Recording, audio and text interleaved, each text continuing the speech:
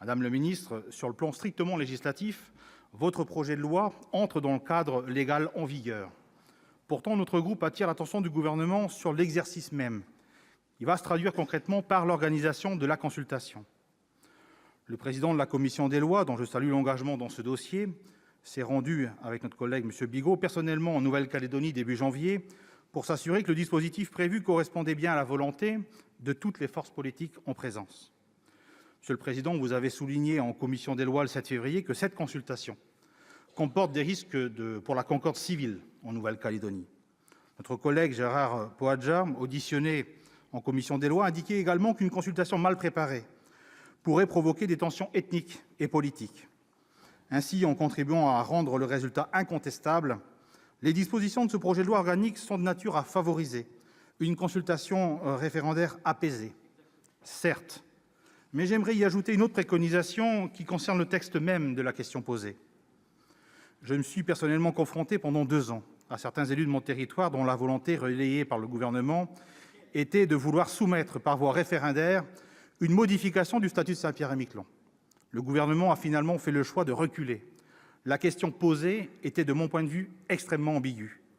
Loin de vouloir ouvrir une polémique ici avec le gouvernement, j'insiste sur l'impérieuse nécessité que la question posée pour la Nouvelle-Calédonie soit claire et sans aucune ambiguïté. La réponse doit être oui ou non.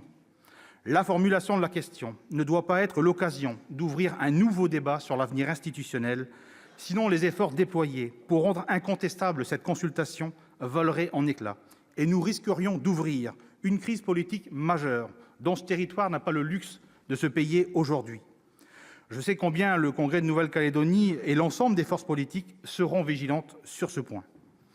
Mais ne nous y trompons pas, cette consultation ne réglera pas le sujet de l'avenir institutionnel de la Nouvelle-Calédonie. Celui-ci ne se résume pas à savoir si la Nouvelle-Calédonie doit ou non devenir un État souverain. La réalité est beaucoup plus complexe. Au-delà de l'aspect strictement législatif et institutionnel, j'aimerais insister sur le fait que tout doit être fait pour que cette consultation ne crée pas une fracture au sein de la population. En réalité, ce qui se joue depuis quelques décennies en Nouvelle-Calédonie, c'est le vivre ensemble, que j'associe au 3e pilier de notre devise républicaine, la fraternité. Dans un contexte que nos collègues calédoniens pourraient mieux décrire que moi, cette consultation risque de créer une nouvelle fracture entre des populations qui cherchent une nouvelle voie pour mieux vivre ensemble. Au-delà de la loi, se joue là le destin de populations qui souhaitent avant tout trouver un juste équilibre dans le respect de leurs réalités respectives. Nous ne prétendons pas avoir la solution et je crois que sur ce sujet, il appartient aux Calédoniens eux-mêmes de construire cette 3e voie du vivre ensemble et celle-ci ne passe pas seulement par la loi. Elle passe par l'intelligence collective présente en Nouvelle-Calédonie et qui s'est traduite il y a quelques minutes par les propos de notre collègue Gérard Poadja, kanak, calédonien et français, faisant en sorte que cette triple appartenance perdure en toute sérénité dans notre République.